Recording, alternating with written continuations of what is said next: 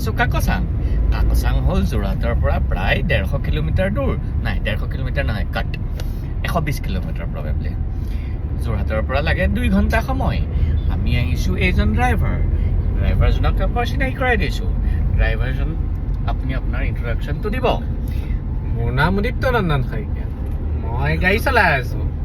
কাট আৰু আমাৰ লগত আছে মোৰ বাইদেউ আৰু মোৰ ভিনদেউ। এয়া মোৰ বাইদেউ ব্লগাৰ। এইটো এটা blogger family. So' we are on the way to Kakochang. Thank you. আৰু আমি ব্লগিঙৰ পইচা লৈলোঁ গাড়ীৰ দাম হৈছে 10 লাখ। আপুনিও বন্ধু বান্ধৱী আপুনিও চাওক, আপুনিও ব্লগ বনাওক, আপোনাৰ ওচৰতো আহিব গাড়ী। অ'কে, আজিলৈ সমাপ্ত। কাট।